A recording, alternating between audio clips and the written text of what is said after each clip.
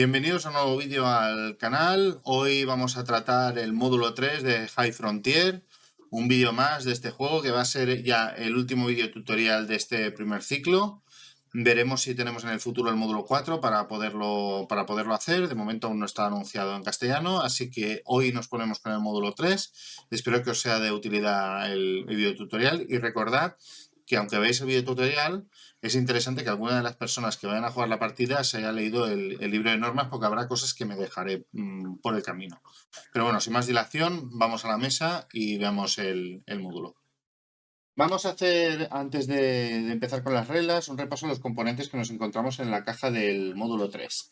Este módulo 3 lo tenemos completamente por separado, no viene en ninguna de las ediciones, y tendremos, bueno, como marca la norma, un buen manual bien gordito. Tendremos también una pequeña guía de estrategia que nos ayudará a esas primeras partidas en las que no sabemos bien qué hacer. Una guía de estrategia para el módulo 3. Tenemos también una hoja de ayuda que tenemos por un lado con los puntos de victoria, como quedan. Tenemos por otro lado las armas, y si lo abrimos tenemos un resumen de las reglas de este módulo 3, que como veis no son pocas.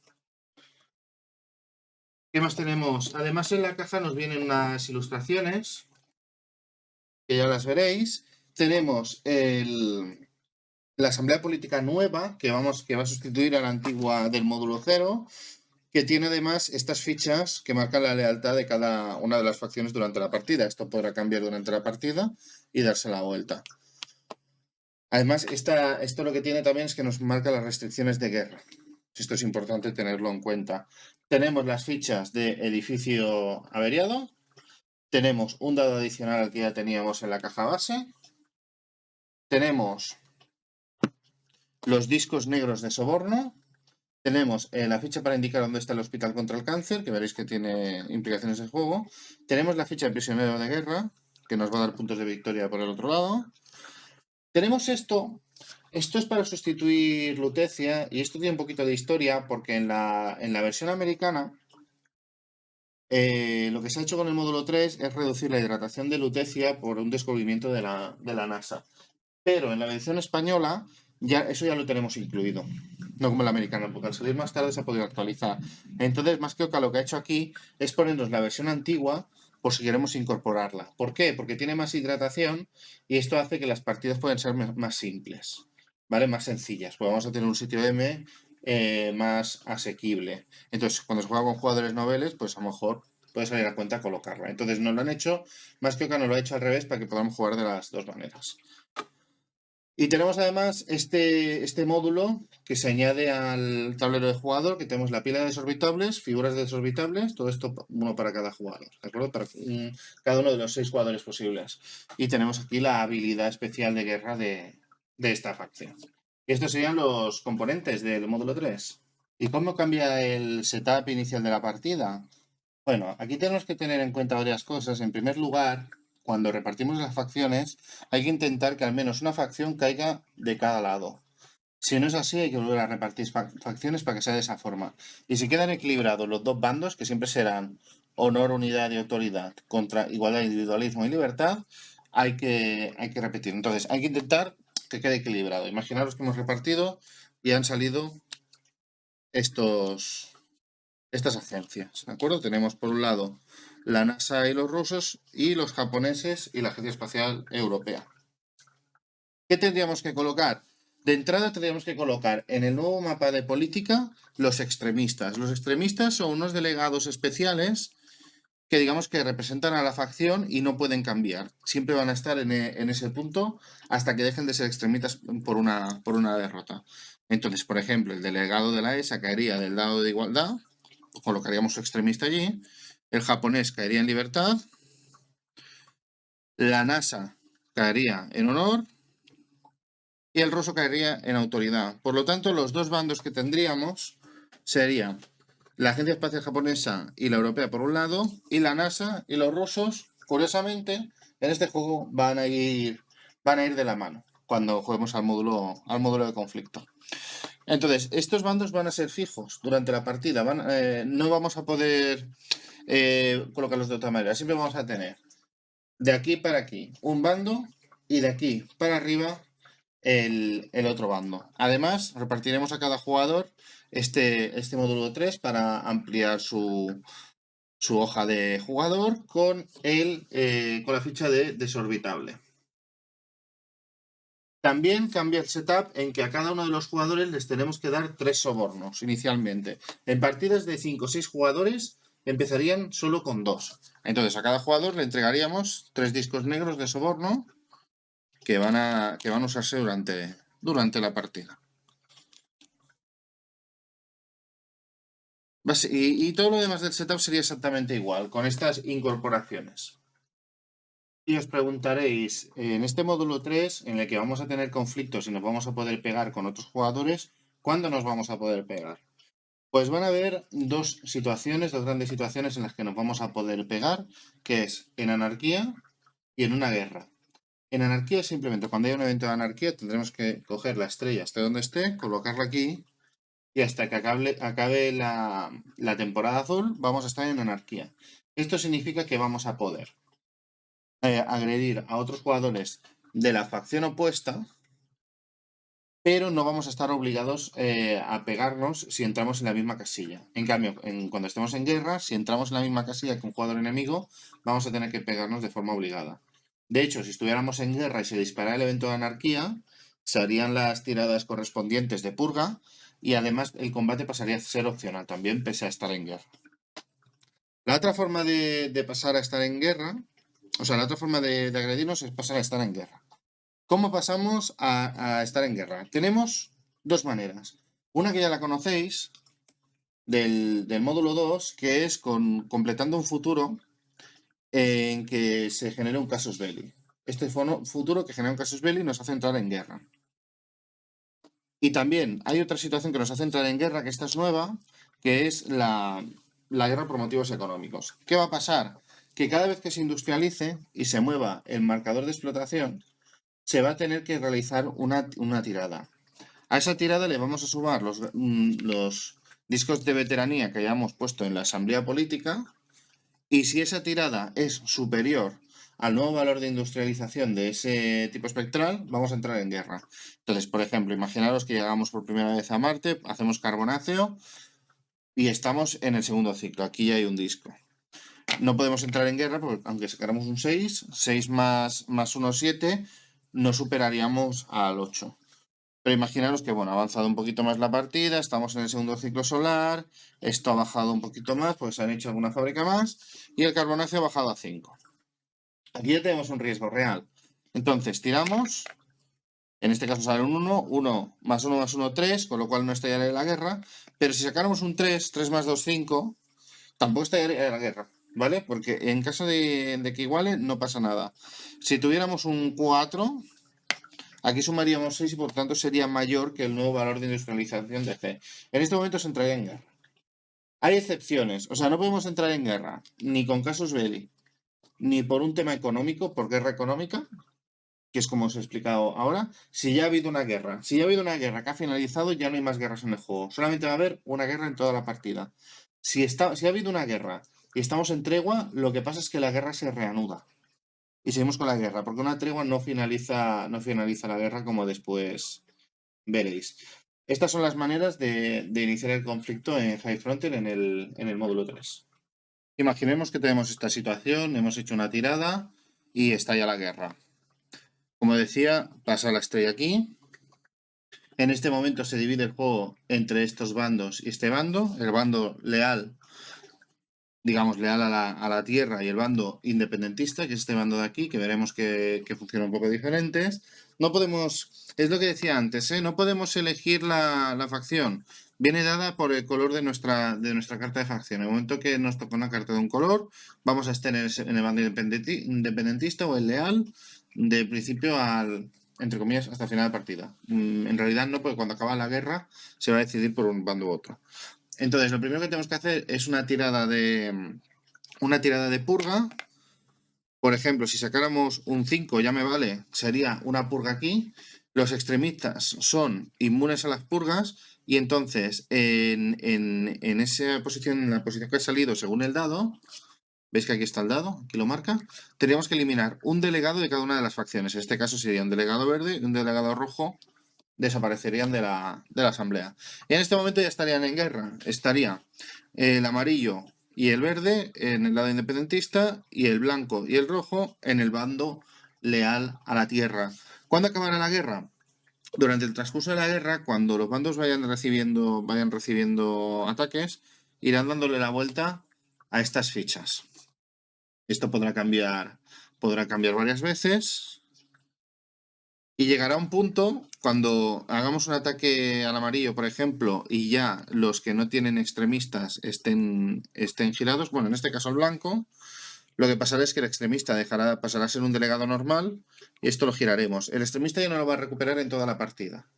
¿De acuerdo? Aunque después recuperen el extremista ya se ha perdido para siempre.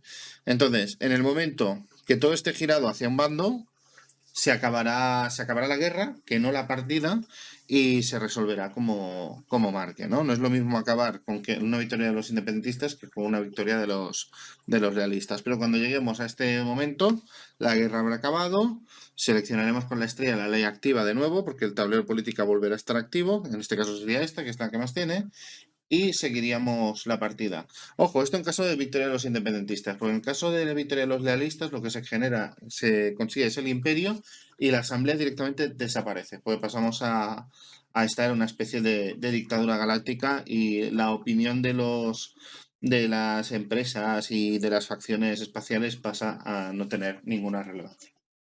El combate. ¿Cómo se inicia una situación de combate? En primer lugar, tenemos que estar en situación de guerra o de anarquía para poder iniciar un combate. Vamos a imaginar que llevo el jugador blanco es enemigo del jugador amarillo y hago una operación de movimiento. En el momento que yo encuentro un enemigo estoy obligado a pararme, tanto en anarquía como en guerra. Lo que no estoy obligado es en anarquía a iniciar combate. En guerra, si esto acaba así, tengo que iniciar un combate sí o sí. Por lo tanto, todas las pilas de cartas del jugador blanco se enfrentarán a todas las pilas de cartas de este espacio que sean del enemigo. Os pongo un ejemplo para que lo entendáis. Imaginaros esta situación, una situación un poquito extraña. El jugador rojo es aliado del blanco y el jugador verde es aliado del amarillo. Si el jugador blanco se mueve aquí, es el jugador activo, el jugador blanco. Lo que va a pasar es que el jugador blanco va a poder atacar tanto al amarillo como al verde, pero el jugador rojo no va a poder ayudar al jugador blanco en este turno, puesto que no es jugador activo. El único atacante es el jugador activo. Y los objetivos, todos los enemigos que se encuentre en la casilla, incluidos los stacks de cartas. O sea, todas las pilas de carta pueden ser objetivos de un ataque. Y recordad que en guerra el ataque siempre es obligatorio. Tened en cuenta también que cuando se dé una situación que vayamos a iniciar combate, lo primero que vamos a tener que hacer es una tirada de avería en el caso de que alguna de las pilas tengan una avería. Si alguna de las pilas que van a participar en la batalla tienen una avería, tendremos que realizar esa tirada para ver si alguna de las cartas queda desmantelada en este momento. Y vamos a ver cómo va a funcionar el combate. Es un poquito complejo, como podéis ver en esta tabla, que vamos a tener que usar para conocer cómo van a disparar nuestras armas y qué tipo de armas son. Voy a explicar un poquito por encima algunos de estos ejemplos. Voy a dejar la bomba de Amat para que la podáis consultar en el manual porque se afecta solamente a una facción. Y os voy a explicar el resto. El desorbitable lo voy a explicar de forma más extendida, pues más complicado, pero el resto os lo voy a explicar ahora de seguido muy rápidamente. Primero os voy a explicar muy por encima cada arma, cómo funciona y cómo funciona la tabla, en primer lugar. La tabla, como veis, aquí tenéis unos iconos que os indica cada icono qué es lo que hace. O sea, cuando tengamos cuando esta arma impacte, qué es lo que va a hacer. En función de si tiene el lugar al que se ataca, tiene personas o no tiene personas. El efecto va a ser, perdón, sin personas y con personas. El efecto va a ser distinto. Si el objeto es espacial, va a tener también unas consecuencias específicas. El valor de disparo va a ser cómo vamos a calcular el valor que va a tener este disparo para después consultar estas tablas de aquí. Aquí vemos quién dispara primero en función del arma que elige. el jugador atacante para atacar por dar el primer disparo, se va a determinar cuál es el primero en disparar. Y después aquí vemos si el arma es a distancia o no. Básicamente, ahora veréis la diferencia entre estos dos a distancia, que es muy sencillo. Os explico muy rápidamente lo que es cada cosa. Cañón de rayos. Cañón de rayos básicamente es que tengamos en la nave un robonauta con cañón de rayos. Entonces, esto, si lo tenemos en la nave con su cadena de módulos correctamente implementada, pues tenemos un cañón de rayos. ¿Cómo funciona? Pues mirad, en primer lugar, sí, es a distancia, siempre que no apuntemos a un lugar atmosférico y no sea adyacente porque hay un camino de rover, ¿vale? Todas las demás adyacencias sí que son válidas de cara a disparar estas tres armas. En este caso dispararía primero el atacante con el cañón de rayos y tendríamos que tirar 2 dados de 6 y restar el ISRU. 3 dados de 6 menos ISRU si proyecta plaga gris. Plaga gris es una habilidad de una de las facciones. Así que, por ejemplo, cañón de rayos, imaginaos que disparamos esto, tiraríamos 2 dados, hemos sacado un 6, le restaríamos 2 de la plataforma ISRU, por lo tanto, contra más baja sea, mejor, y sería un 4. Con lo cual tendríamos que ir a esta tabla y sería uno de los resultados de abajo. Muy rápidamente os explico lo que es cada resultado. Cuando sale el bichito es que se coloca una avería en la pila enemiga. Cuando nos salga la granada es colateral, se hace una tirada de avería, ¿vale? Se hace una tirada de avería y si coincide la tirada de avería con alguno de los componentes de la nave, pues queda desmantelado. Si nos sale este icono de aquí, destrucción de factoría, desmantela el cubo y con genocidio cúpula, ¿vale? En este caso, genocidio es cuando desmantelamos humanos. Esto en principio es malo, ¿vale? Nos va a tener consecuencias negativas. Después tenemos el daño de factoría, que se colocaría esta ficheta en la factoría y tendría algunas consecuencias para ella. Después tendríamos el icono este de cap, que significaría captura de factoría. Se cambiaría solamente el cubo de la factoría por uno de nuestro color, pero no se cambiaría la concesión, con lo cual tendríamos una factoría con una propiedad un poco extraña. Después, aparte, tendríamos los efectos en objeto espacial, que tendríamos el impacto de precisión, que es desmantelar una carta elegida por quien dispara, de la cual la radiación fuera menor que el valor del disparo. Podemos elegir el objetivo siempre y cuando el disparo sea alto. Sobrecarga, la sobrecarga lo que haría es que tendríamos que hacer una tirada de avería por cada punto de valor de daño. Esto es bastante heavy. Y después tendríamos este símbolo de aquí, que sería que desanclaríamos un Bernal. En el caso de que juguemos con Bernales, lo que provocaría es un desanclaje de un Bernal. Dicho esto, habiendo hecho la pausa, pues esto es el cañón de rayos. Después tendríamos el cañón normal, que lo que nos pide son cartas de valor de radiación 8 más. Por ejemplo, este reactor. Podríamos utilizar este reactor para hacer un cañón. Sería con las mismas condiciones de distancia que el cañón de rayos. En este caso empezaría el defensor a atacar antes que el atacante. Y el valor de disparo sería el valor de radiación menos el ISRU. Cañón de factoría, RR igual a 8. ¿Vale? En caso que fuera un cañón de factoría, pues sería 8. Tenemos que tener en cuenta que para utilizar esto, pues tenemos que tener siempre una plataforma ISRU para poder disparar. ¿De acuerdo? Bueno, y tendríamos esto, sería cuestión de ir consultando la tabla para ver qué es lo que hace cada ataque. El espejo de combate. El espejo de combate nos serviría cualquier tipo de plataforma ISRU, os pongo esta de ejemplo, pero tendríamos que tener satélite de energía. Si tenemos el satélite de energía, podemos hacer espejo de combate. Entonces, comenzaría el defensor y en este caso tendríamos otros 2 dados de 6 y restaríamos el ISRU. Pasaría como con la otra tirada, con consecuencias similares, por no decir las mismas. Vale, después pasaríamos a otro capítulo que sería el rover, que sería tener una plataforma ISRU con el rover. Y en este caso sí que tendríamos la distancia, pero solamente con la adyacencia de caminos de rover. Si tenemos, por ejemplo, el rover en Marte, pues podemos atacar a distancia a las otras 2 zonas adyacentes de Marte. El ataque serían 2 dados de 6 menos el ISRU, y aquí sí que sería un poquito diferente, porque aquí vendría que podríamos hacer capturas y tal, solamente con el con el rover. Después tendríamos el kamikaze, que simplemente requeriría un propulsor. En este caso crearíamos una pila temporal que pondríamos aparte. No la pondríamos en ninguna de las pilas que ya tenemos. Y esa pila se quedaría desmantelada al final de turno. Entonces, básicamente el kamikaze es montar una pila de cohete no tripulado. Puede ser tripulado, pero solamente lo puede hacer el jugador rojo para que sea tripulado. Y lo lanzaríamos contra un objetivo. Entonces, al llegar al objetivo, haríamos el cálculo del daño, que sería el empuje base menos un dado de 6. Quedaría desmantelada la pila de cohete y aplicaríamos estos daños. Y el desorbitable lo explicaremos a continuación. Pero antes de ver los desorbitables, voy a haceros un ejemplo de combate para que os quede un poquito más claro cómo funciona. Un ejemplo sencillo, pero ya veis que siguiendo esta tabla no es complicado, aunque tiene su complejidad, no es un tiradado simple. Vale, imaginaos que el jugador amarillo tiene esta pila aquí y esta pila es la del jugador blanco. Llega el jugador amarillo aquí y se produce un combate porque estamos en guerra. En este caso el jugador activo es el amarillo, por lo tanto es el jugador atacante.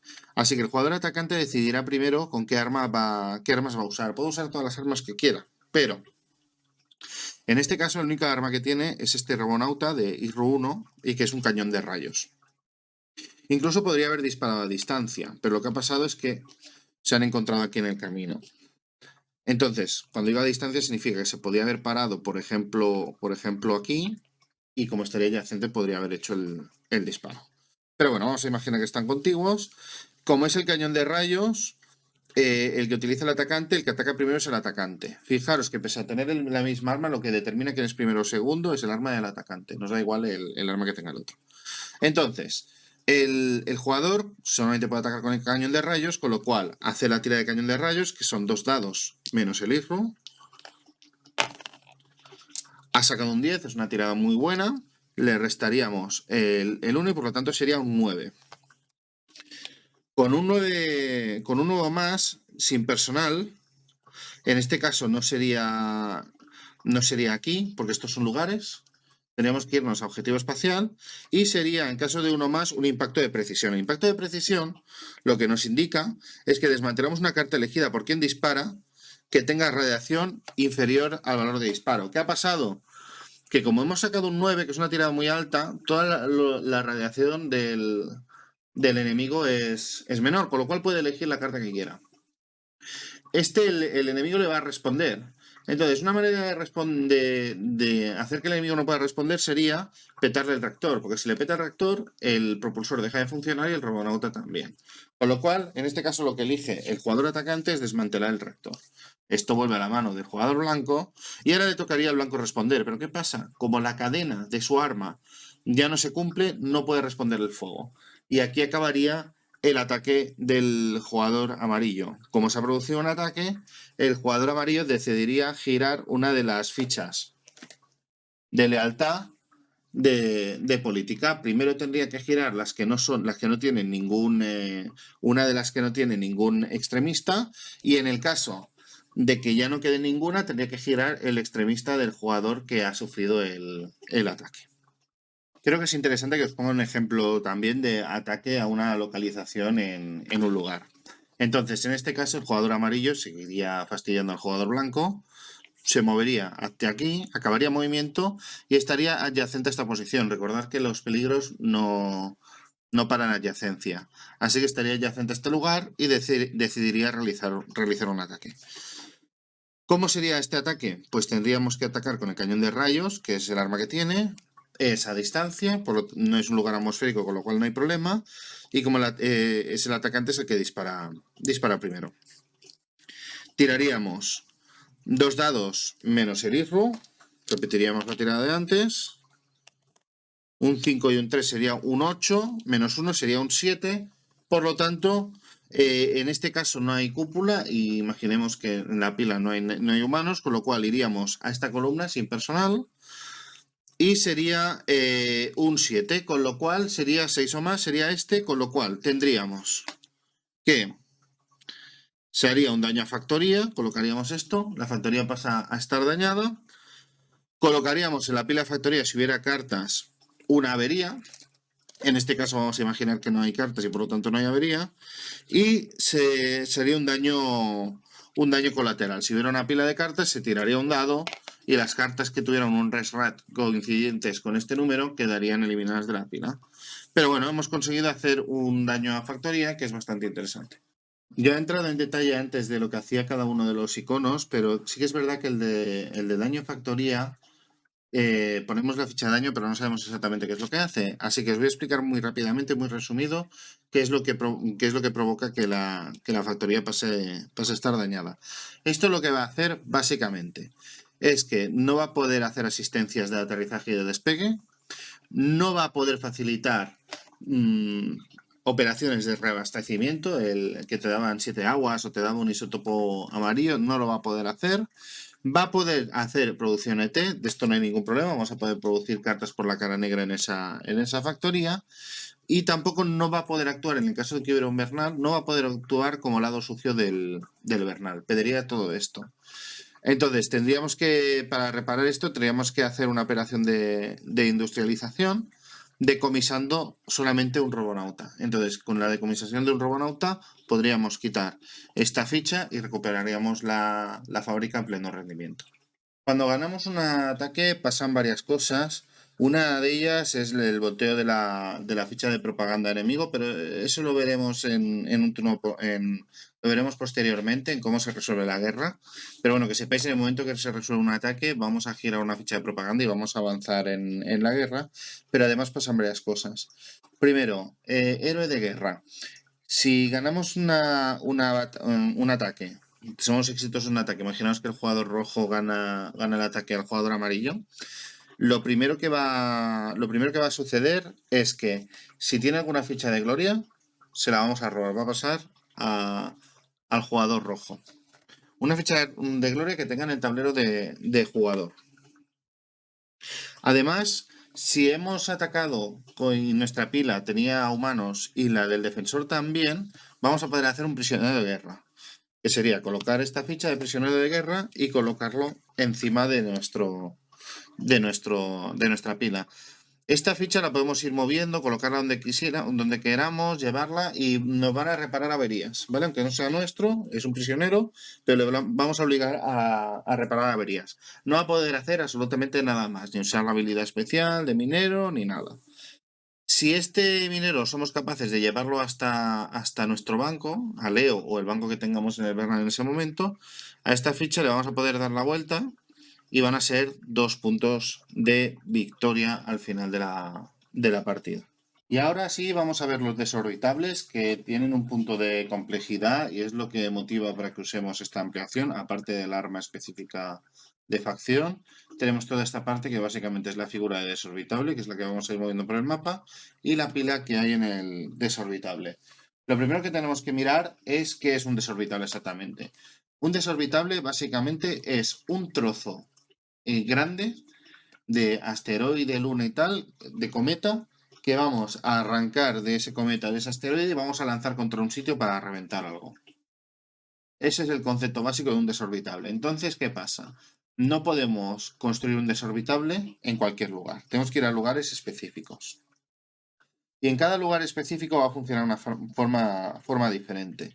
Vamos a poner el ejemplo con las lunas menores nórdicas de Saturno. Si os fijáis, justo debajo hay unas letras azules que en el vídeo no podéis ver bien, pero que se pone desorbitables, entre paréntesis. Esto os lo vais a ver en las lunas menores jovianas de Himalaya, en las lunas nórdicas de Saturno y Metone, en las lunas menores de Setebo, Sícorax y Próspero de Urano. Estas lunas de desorbitables, lo que van a hacer es que nuestro desorbitable se va a ir en este caso, aquí a Saturno, y en el siguiente turno se van a estrellar contra algún objetivo que esté en esa zona heliocéntrica. Y cada una de las lunas menores van a ir a esa zona heliocéntrica. Si es de Urano, pues aparecerá aquí y después se estrellará contra lo que será que estrellar. Ahora entraré en detalle, no os preocupéis porque no lo entendáis, pero quiero que entendáis que estos 3 lugares funcionan de esa manera. Porque después tenemos en la línea de congelación, que básicamente es una pila de desorbitable que se crea con agua de una nave espacial. que puede apuntar a mundos tiene que apuntar a mundos de hielo explosivo. Básicamente lo que vamos a hacer es congelar agua en el espacio, lanzarlo contra un mundo de hielo y eso va a generar una reacción química que va a hacer que explote todo. Entonces eso tiene que ser con una nave espacial que tenga tanques de agua encima y tiene que ser en las zonas de Ceres y Júpiter. Pero no en un lugar específico, tiene que ser en el espacio. Además tenemos que disponer de 5 tanques de agua para poder hacer este tipo de desorbitable. Finalmente tenemos los cometas sinódicos. En los cometas sinódicos también podemos generar esos desorbitables. Recuerdo que los cometas sinódicos son estos que tienen un color. Y en este caso funciona diferente porque nuestro desorbitable va a aparecer en el Sol, en la zona heliocéntrica del Sol, y se va a ir moviendo hacia afuera. Podemos decidir moverlo hacia una zona heliocéntrica más lejos o estrellarlo en la zona heliocéntrica en la que nos encontremos, con lo cual va a poder atacar a prácticamente cualquier objetivo del juego. Y estos son los lugares donde vamos a poder generar estos desorbitables. Una vez elegido el objetivo, vamos a crear nuestro desorbitable en una de estas lunas. ¿Qué es lo que tenemos que hacer para crearlo? Bueno, pues vamos a llevar un cohete con una carga que nos va a permitir hacer la operación para crear este desorbitable, que va a ser básicamente, aquí lo tenéis, turno 1, la operación de desorbistaje mueve el desorbitable al sobrevuelo planetario. Pero ¿qué tenemos que hacer? Básicamente llegamos a una de las lunas, por ejemplo esta, y cada una va a tener una condición diferente. Voy a explicar los casos que tenemos aquí. Básicamente serían 2 casos. O tiene 4 aguas o tiene 3 o menos. Si tiene 4 aguas, por ejemplo podemos pasar esta al desorbitable, que sería un cohete normal, puede ser de agua, puede ser de regolito, nos da igual porque hay agua suficiente y hay regolito de sobras. Entonces pasaríamos toda la cadena de ese propulsor y la colocaríamos en la pila del desorbitable. Y esta operación haría que el desorbitable, en este caso, como es de la zona de Saturno, lo colocaríamos en el sobrevuelo de Saturno. En el segundo turno, podríamos llevarlo al objetivo. Pero no lo vamos a hacer ahora. Vamos de momento a acabar de explicar esto. Si hubiésemos ido aquí no hay agua suficiente y por lo tanto necesitaríamos un propulsor de regolito. Bueno, pues entonces aquí tenemos una cadena completa de un propulsor de regolito. Lo colocaríamos aquí y haríamos exactamente la misma acción. Podríamos hacer esto y ya lo tendríamos generado con este propulsor de regolito. ¿Qué pasaría si quisiéramos hacer lo del hielo? Tendríamos que ir a la zona correspondiente para poder generar este hielo, digamos, este bloque de hielo con nuestra propia agua, que sería en la zona heliocéntrica de Ceres o Júpiter, ¿vale? Que podría ser, por ejemplo aquí. Y entonces lo que haríamos es que tendríamos que llevar en la nave 5 aguas que gastaríamos y un propulsor azul de 3 o más de impulso. Por ejemplo, este nos serviría. Haríamos esto, gastaríamos las 5 aguas y generaríamos el desorbitable en Júpiter. Estas son las maneras que tenemos de generar los desorbitables. En el siguiente turno, en el turno 2, imaginemos que hemos hecho esto aquí, lo hemos hecho así, y esta vez va a pillar el jugador rojo.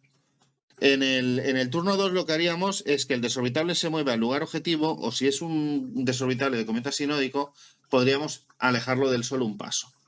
Entonces, en la zona heliocéntrica que esté, podemos atacar en esa zona heliocéntrica o pasar a la siguiente. Pasaríamos al siguiente sobrevuelo. Entonces, insisto, no va por las líneas el desorbital, le pasa directamente de un sobrevuelo del planeta al siguiente. Entonces, en el siguiente turno, en este caso, sí que tendríamos que estrellarlo ya, porque como es de una luna, como es de esta luna, tendríamos que estrellarlo ya. Entonces, lo que haríamos es estrellarlo, por ejemplo, contra esta factoría. Si el enemigo fuera capaz de llevar una nave hasta adyacente, podría incluso atacar al desorbitable e intentar desactivarlo. ¿Vale? Tened eso en cuenta. En el manual lo tenéis más detallado esto. Pero entonces, imaginaos que el desorbitable va a estrellarse. Pues sacaríamos nuestra tremenda amiga, nuestra tabla. La tengo aquí. Y miraríamos a ver cómo iría esto. Pues mira, tenemos aquí el desorbitable, no es a distancia, está adyacente, pero, bueno, está adyacente, está estrellándose. El primero que ataca es el atacante y tendría un valor de disparo de 2 dados. Pues tiraríamos 2 dados directamente. En este caso hemos sacado un 6, no es una tirada muy buena, y aquí tendríamos que determinar si tiene lugar personal o no. En este caso vamos a determinar que no hay pila de cartas siquiera, y por lo tanto es un lugar sin personal. Como hemos sacado un 6, es un 5 más, por lo tanto se produciría la destrucción de la factoría, con lo cual la factoría directamente dejaría de existir, y si hubiera una pila de cartas se pondría una ficha de avería, y además haríamos una tirada para ver si alguna se desmantela. Pero fijaros que ya simplemente con evidentemente el desorbitable también queda desmantelado, pero lo hemos reventado una fábrica. Y básicamente estos son los desorbitables explicados muy rápido. Volvamos a la asamblea de política para explicar qué es lo que va a pasar cuando se inicie una guerra. Podríamos tener la tentación de decir, bueno, se ha iniciado la guerra, pero nos ponemos más o menos de acuerdo todos los jugadores en que no nos pegamos y aquí no pasa nada. Pues en High Frontier, en este módulo 3, esto no es posible. ¿Por qué? Porque se van a disparar una serie de restricciones. Si os fijáis en el nuevo tablero, tenemos aquí una serie de cosas que pone War, que pone guerra, perdón, que pone guerra, que nos van a marcar restricciones que van a dispararse en cuanto estemos en guerra. ¿Qué restricciones son? Hago un recorrido muy rápido para que entendáis la gravedad, ¿vale? Restricciones a operación de mercado libre. Aquí no vais a poder vender a los precios que vendíais normalmente, sino que las caras blancas de las cartas, esas cartas con cara blanca las vais a vender por un agua, pero es que las cartas por cara negra que podáis vender no las vais a poder vender por 0 aguas, con lo cual a la práctica no las podéis vender. Queda prohibido examigrar. Eso significa que si perdemos algún colono, no podemos obtener colonos nuevos en función de nuestros vernales. Además, tenemos prohibido negociar con los enemigos. No podemos negociar con nuestros aliados, pero no con nuestros enemigos. Sin colonos enemigos. Esto es muy sencillo. Si veis los colonos, tenemos aquí arriba un icono de votación, que si recordáis, lo que hacían es que nos colocaban delegados en esa facción. Y en este caso, si por ejemplo el jugador rojo tuviera estas cartas, tendría que descartársela el jugador verde, puesto que es enemigo. Esta la perdería, y como no se pueden hacer exomigraciones, se quedaría con las cartas que le han tocado en la mano. No podría tener más colonos. Después estaría prohibido realizar operaciones de lanzamiento o de autosuficiencia. Área de exclusión en Leo significaría no se podría mover a Leo desde el espacio. Prohibido anclar vernales locales. Prohibido iniciar subastas de investigación. Prohibido realizar operaciones de promoción en las zonas de Venus, la Tierra o Marte, y queda prohibido, no se puede hacer FNEU, ¿vale? Las tiradas por 4 aguas de ahorrarnos la tirada que nos puede hacer perder el cohete si sacamos uno, tampoco podemos hacerla. Estas son las restricciones que entran en juego cuando se inicia la guerra. Y claro, os preguntaréis, con todas estas restricciones, ¿cómo jugamos? Pues mirad, hay una cosa que se llaman los permisos, que son permisos para levantar restricciones. Y es lo que le da salsa política a este módulo 3 bastante a saco.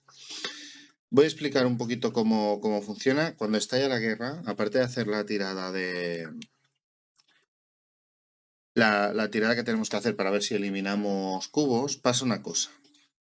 Que aparte de esta purga, hay que mirar los cubos que hay sobre el tablero. ¿Por qué?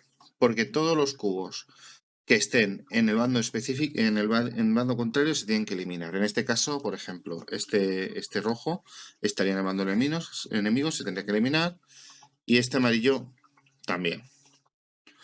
Ahora sería todo correcto porque están todos están en facciones diferentes, digamos, están en facciones diferentes, pero dentro de su bando. Con lo cual ahora estarían colocadas correctamente. ¿Cómo funcionaría el tema de los permisos?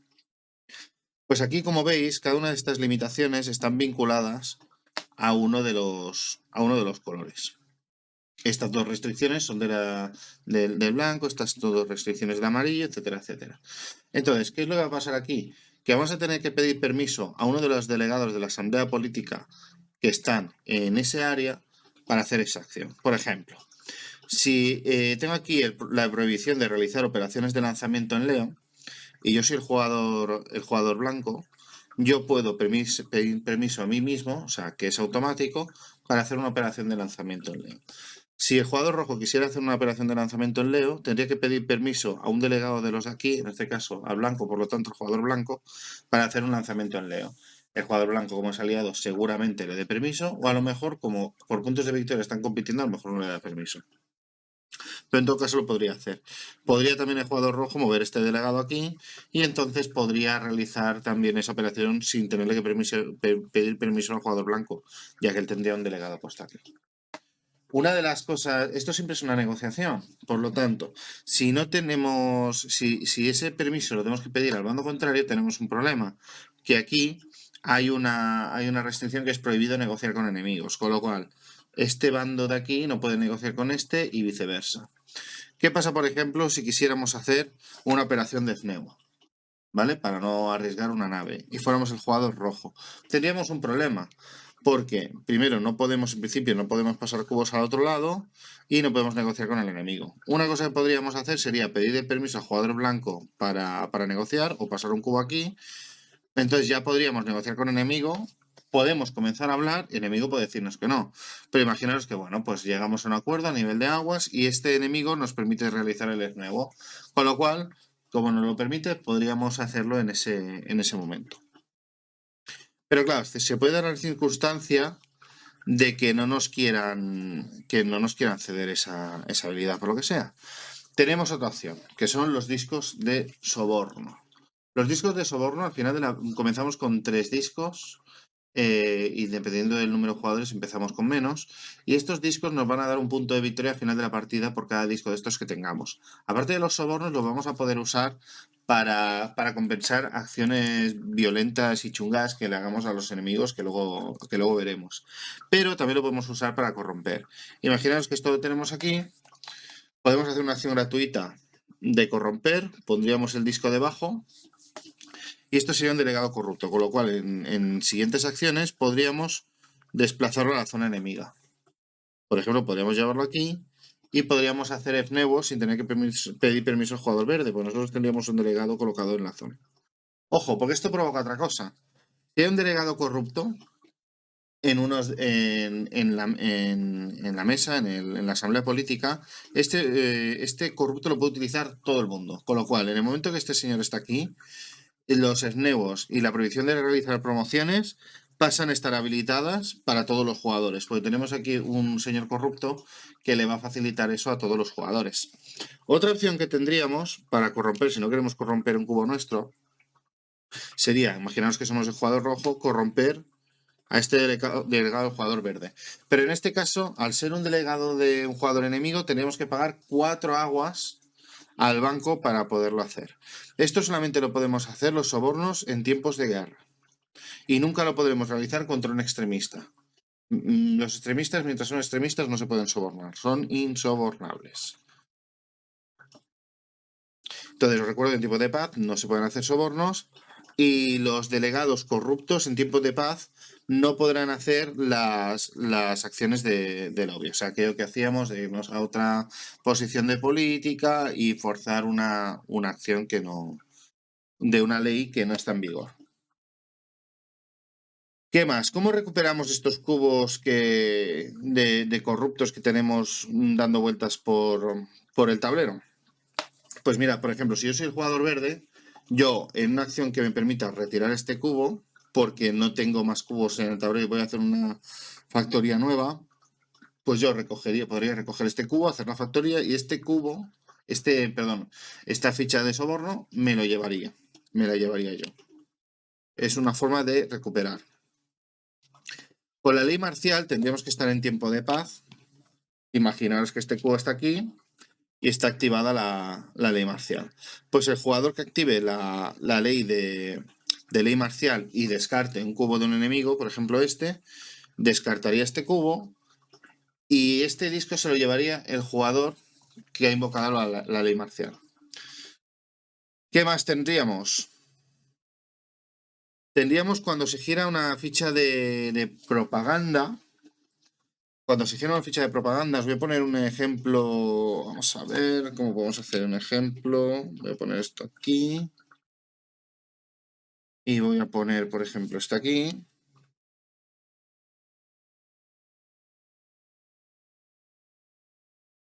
Imaginaos que el jugador rojo ha logrado girar esto. Ahora veréis cómo funciona. En realidad, simplemente con recibir un ataque con aquellas condiciones que os expliqué antes. Si esto estuviera ya girado, porque aquí no hay un jugador, y el rojo realizara un ataque del amarillo exitoso, lo primero que pasaría es que esto se daría la vuelta, este moñigote pasaría, no, dejaría de ser extremista, y entonces podemos, una de las fichas que está aquí, aunque no sea de jugador amarillo, podríamos descartarla y este cubo se lo llevaría el jugador que ha provocado este giro de aquí. Y además de esto podría coger en su casilla, en la de su color, y hacer lo mismo. Por ejemplo, descartar este blanco y pillar la ficha de soborno también para él. Y esto es como funciona un poquito el tema de los sobornos. Tened en cuenta que las fichas de soborno en tiempo de paz las podéis intercambiar como si fueran fichas de puntos de victoria normal. ¿Vale? Entonces, antes o después de la guerra podéis en una negociación ofrecer fichas de soborno para que se las quede otro jugador y tal, teniendo siempre en cuenta que esto va a ser un punto de victoria al final de la partida. Y vamos a ver ahora cómo se acaban las guerras. Las guerras acaban cuando todas, como he comentado antes, cuando todas las fichas de lealtad pasan a estar en un bando. ¿Cómo cambian de bando? Pueden cambiar de bando por ganar un ataque, por la rendición de un extremista o por diplomacia, pero en diplomacia solamente va a pasar en tiempos de paz, por lo tanto lo voy a explicar al final. Por un ataque es fácil. Un ataque exitoso es aquel ataque en el que el atacante ha logrado hacer daño. El defensor nunca se considera exitoso aunque el atacante no haya hecho daño, y el defensor sí. El defensor en ningún caso se considera exitoso a nivel de girar fichas. En este caso, imaginaros que el jugador amarillo ha atacado al jugador rojo y ha conseguido decomisar una carta o, bueno, su ataque, digamos, que ha provocado algún tipo de daño en el rojo y por lo tanto se considera un ataque exitoso. En este caso tendría que girar una ficha, en primer lugar, una ficha que no sea de un extremista si es posible. Estaría esta ficha de aquí, por lo tanto le daría la vuelta. Y así finalizaría el ataque del jugador amarillo. Imaginaros que en un futuro turno hay un ataque del verde contra el jugador blanco que tiene éxito. No quedan extremistas en este bando, por lo tanto tendría que girar la ficha de extremista del jugador afectado. Pues en este caso, ¿qué pasaría? El extremista dejaría de ser extremista, se le daría la vuelta y el jugador blanco pasaría a estar en el bando independentista. Ahora serían todos estos tres jugadores, el bando independentista contra el jugador rojo, que es el único que quedaría en el bando leal.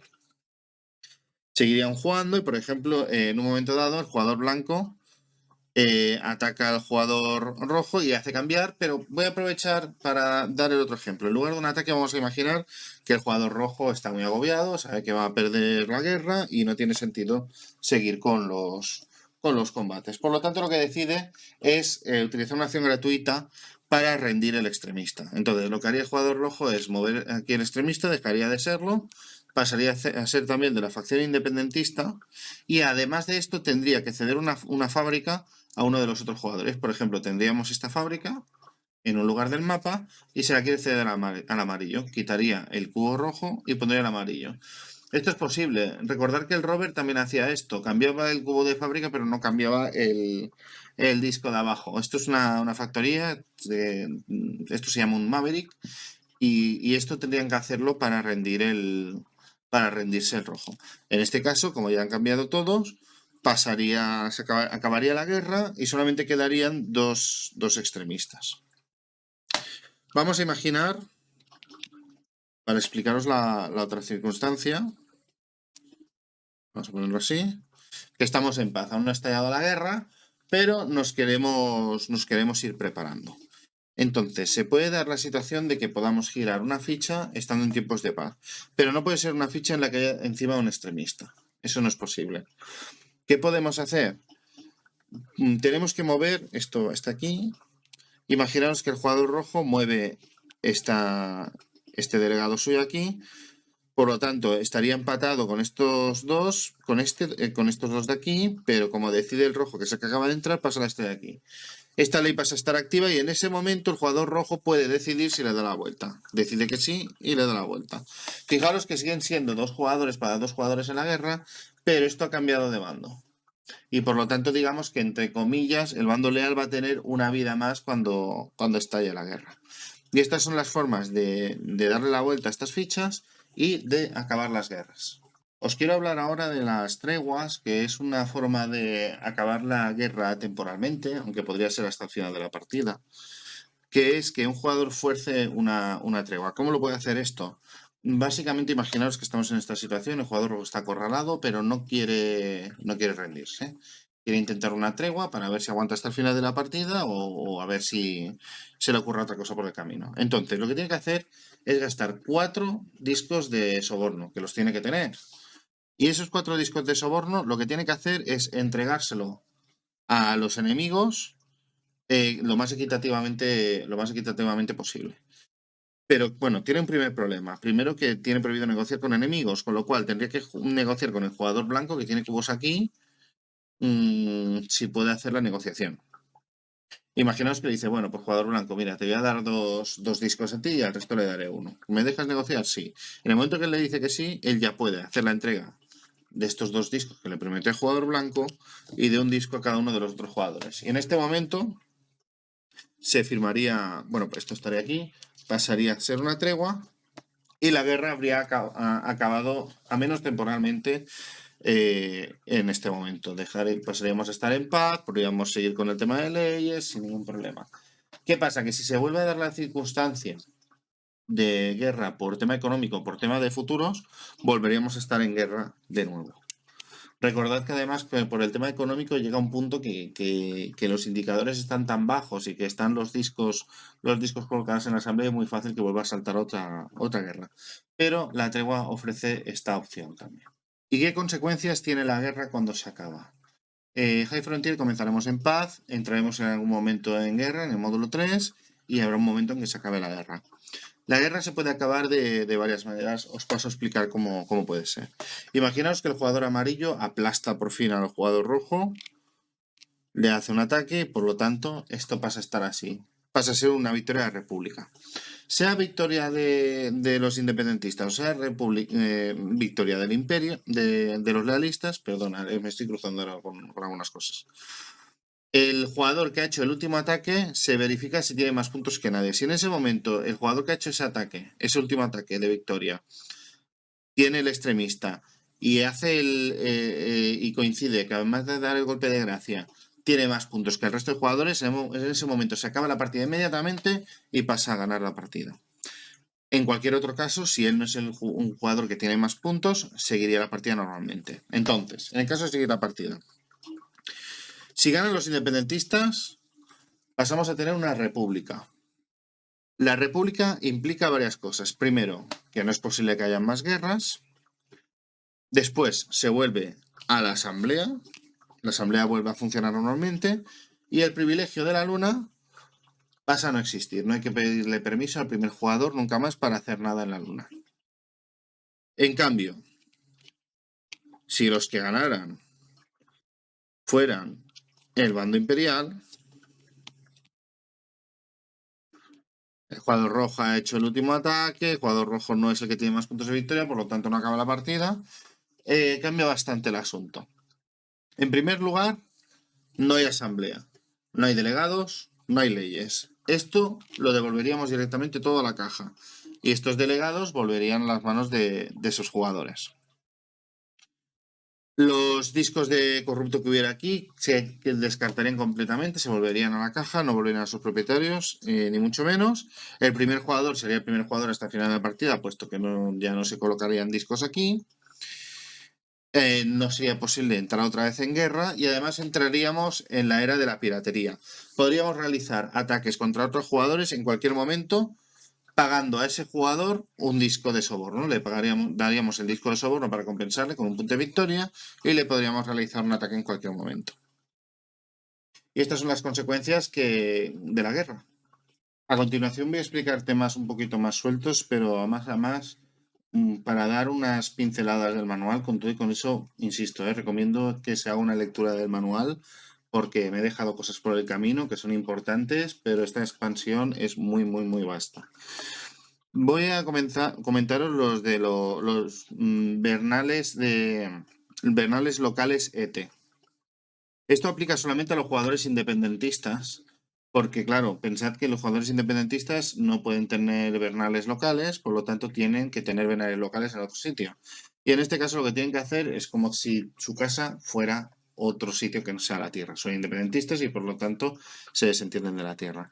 Entonces los jugadores independentistas tienen que anclar un Bernal en un lugar que tenga hidratación 4, por ejemplo, Ceres, ¿vale? Tiene que tener una fábrica aquí, ancla el Bernal y ya tendría el Bernal local ET. Entonces, este Bernal local ET, ¿qué es lo que hace? Primero, nos va a dar uno de agua por turno, como el Bernal local que teníamos en la Tierra. Nos va a dar el privilegio que tenga el Bernal, el privilegio local que tenga el Bernal y el privilegio de facción. Nos va a permitir recibir el segundo Bernal aquí. Nos va a permitir tener que sea el spawn, digamos, de las cartas de colono y de las cartas de colono y de tripulación. Nos va a servir de localización para volver con prisioneros de guerra y para traer fichas de gloria. Y nos va a servir también para vender las cartas negras. ¿Qué pasa? Que aquí podemos vender las cartas negras siempre y cuando no tengamos en el lado sucio el mismo tipo espectral. Si tenemos el tipo espectral C, aquí no vamos a poder vender las cartas negras tipo C. No nos van a pagar con ellas porque aquí son habituales. Igual que si tuviéramos aquí otra fábrica, este es un S, tampoco podríamos vender ni S ni C. Tenemos que buscar qué hacer con esas cartas negras. Vamos a ver muy rápidamente el tema de vendetas. Vendetas básicamente son acciones navajeras que nos van a costar un disco de soborno que vamos a tener que entregar a la víctima. O sea, son acciones tan sucias que le compensamos al que lo recibe con un disco. Además es una penalización para nosotros porque se supone que, bueno, que está feo, ¿no? Entonces, ¿qué acciones son esas? Solamente se pueden hacer durante la guerra y durante la anarquía. Y nos van a costar, como comentaba, un disco de soborno. El primero que tenemos es el ataque por sorpresa. El ataque por sorpresa, ¿en qué consiste?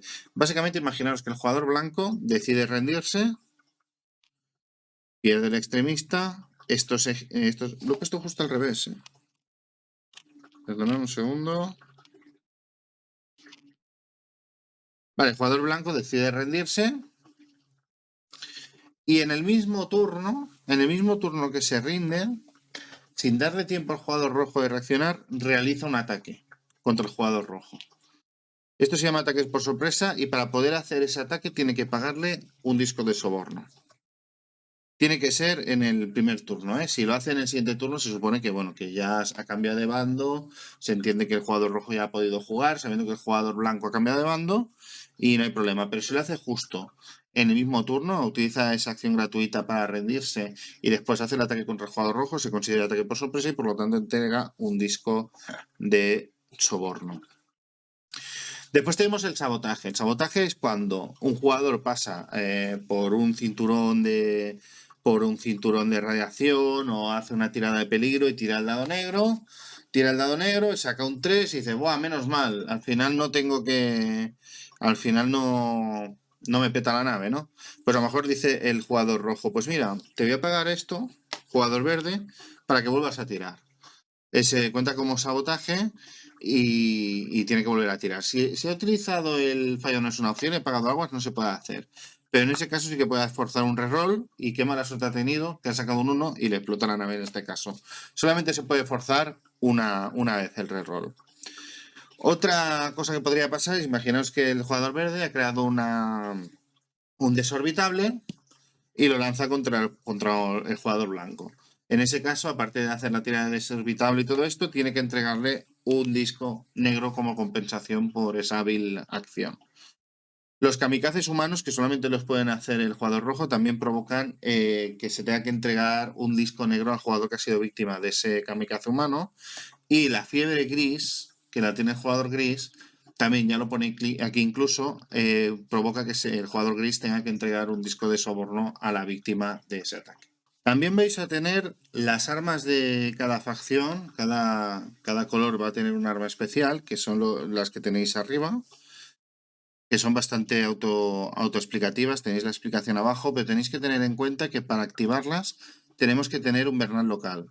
Fijaros, si es el módulo 2, si no se juega con el módulo 2 no hace falta, pero si tenéis el módulo 2 tenéis que tener Bernal local para poder activar esa habilidad, esa arma especial. No voy a entrar en profundidad cada una de las armas, porque tenéis básicamente la descripción y aquellas que son un poco más complicadas, como la bomba de antimateria, ya os hace referencia al manual para que veáis exactamente en qué consiste. Pero sí que os recomiendo que hagáis una lectura antes de empezar la partida con aquellas facciones que hayáis seleccionado para que todo el mundo tenga claro qué es lo que hace cada uno. Seguimos con cosas feas. Muy rápidamente, el tema de los genocidios que comenté antes, que con algunos ataques podemos desmantelar cúpulas. Todo lo que implique quitar cúpulas se considera un genocidio, porque estamos haciendo un ataque y estamos matando no solo unos humanos que hay en una nave, sino que estamos matando colonias enteras. En ese caso, el jugador que comete el genocidio tiene que entregar todos los discos de soborno y todos sus delegados a la víctima del genocidio. Todos. ¿De acuerdo? Entonces hay que pensárselo muy bien antes de hacer un ataque que puede provocar el desmantelamiento de un domo, ¿vale? En el momento que vayamos a desmantelar uno de estos, cuidadito con ese ataque. Después, otra cosa que tenéis que tener en cuenta es que cuando estemos en periodo de guerra, normalmente en anarquía podemos cometer delitos todos, pero cuando estemos en guerra, todos los jugadores van a poder cometer delitos contra los jugadores del bando contrario. Ojo, porque el jugador rojo puede cometer delitos contra todos, incluido contra sus aliados. Y unas últimas consideraciones antes de pasar a la puntuación. Primero sobre economía. Hay un nuevo mecanismo que es la inflación, que básicamente lo que va a provocar es que el coste del EFNEWO de pagar las 4 aguas que pagábamos para no tener que hacer la tirada de peligro, se va a duplicar cuando se produzcan una de estas tres cosas. Cuando se produzca el primer isótopo por parte de cualquier jugador, el EFNEWO se va a duplicar. Si alguien construye el Bernal del lazo de microgravedad Lofstrom en L3, también se va a disparar el precio, se va a doblar. Y cuando se construya el Bernal del ascensor en Geo. Cuando pasen cualquiera de estas tres cosas, se va a doblar el precio. Solo se va a doblar una vez. Entonces lo vamos a tener por 4 y cuando se produzca la inflación con cualquiera de estos tres eventos, va a pasar a ser 8. Además, perdonad, aparte de estos tres, también puede duplicarse cuando se construya el primer Bernal local ET, que construyan los independentistas. Otra novedad económica es que podemos intercambiar siempre 10 aguas por un isótopo del tipo nuestro, que tengamos nuestro Gigatraster o Teratraster, y también podemos convertir un isótopo en 10 aguas, cosa que es bastante útil de cara al mercado. Tenemos otra novedad también importante que quería comentar específicamente, es que en el Tratado de Libre Circulación, aparte de poder utilizar las factorías hibernales de un rival para operaciones en lugar, asistencia de factoría, promociones de ascensores espaciales, se pueden vender cartas negras y lo destaca aquí en azul, se pueden vender cartas negras en Bernales rivales. Entonces el funcionamiento es el mismo. Tened en cuenta que si el Bernal rival está linkado a un tipo C, por ejemplo, no vais a poder vender cartas negras tipo C en ese Bernal, tendréis que ir a otro. Con lo cual, el tema de las rutas comerciales, con los cargueros y tal, puede ser bastante interesante en este módulo 3. Dos cosas más no relacionadas con economía. El Hospital del Cáncer lo marcamos con esta ficha cuando lo construyamos, porque no se van a poder hacer batallas desde o hacia el hospital. El hospital lo tiene que respetar todo el mundo, incluso en tiempos de guerra. Y otra cosa que tenéis que tener en consideración, que no he comentado antes porque es una cosa muy específica, los lugares que tengáis, los lugares submarinos, que tengáis fábricas construidas, colonias y tal, representa que esas colonias y esas fábricas están bajo el agua. Por lo tanto, no se pueden atacar a distancia, está terminantemente prohibido, no se puede hacer. No se puede atravesar el agua con un rayo desde el espacio. No lo vais a poder hacer. Entonces, tened en cuenta esa norma, que es bastante importante. Pues dos cosas más para tener en consideración: el tema de los futuros. Con los futuros completados os van a dar armas nuevas. Esas cartas van a ser armas. Entonces, consultad el manual, porque cada uno de estos futuros van a ser un arma y en el manual tenéis especificado cada uno cómo funciona. Como son muchas, prefiero que os lo miréis tranquilamente y sobre todo en función de los futuros que vayan saliendo, pues lo vais consultando. Respecto a la puntuación, los cambios van a ser en función de cómo acabe la partida. No es lo mismo que acabe con una victoria leal, a que acabe con una victoria independiente, a que la partida acabe en guerra / tregua. Si la partida acaba con una tregua, sin una guerra finalizada pero sin combates, es como si acabara en guerra. ¿De acuerdo? Entonces, novedades. Respecto a los puntos de bonificación, dependiendo de la ubicación de la figura, estos son el valor de mercado de factorías, ubicación de las cúpulas de colonia, etcétera, etcétera. En principio, con una victoria leal es lo mismo, excepto las glorias, que nos van a puntuar doble. En una victoria independiente no hay cambios, queda igual, pero en un final de partida en tregua o en guerra, todo lo que son factorías, en lugar de utilizar el valor de mercado, vais a utilizar 2 puntos de victoria por cada una de las factorías. Van a valer menos. Respecto a los puntos del marcador de política, en una victoria leal no hay puntos por política, puesto que ya no hay marcador de política, todo eso se ha ido fuera. Y se puntúa normalmente con la victoria independiente. Tampoco puntúa el tablero de política en caso de que estemos en guerra o en tregua. Y después tenemos el añadido de los puntos de soborno, que también es la novedad, que es un punto de victoria por cada uno de los sobornos, siempre y cuando acabe en victoria independiente la partida. Si acabara en victoria leal, los puntos de sobornos dan 0 puntos, o sea, no hay puntos por los sobornos que hayamos acumulado durante la partida. Y si acabamos en situación de guerra la partida o de tregua, esos sobornos no nos van a dar un punto, sino que nos van a dar 2 puntos. Y estos serían los cambios de puntuación.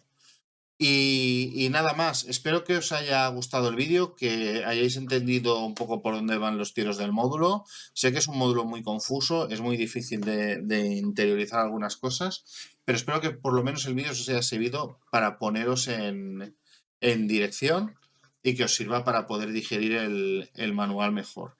Insisto, es el módulo más complicado de todos, el más largo, pero espero que el vídeo haya sido de utilidad. Insisto en que lo completéis con el manual.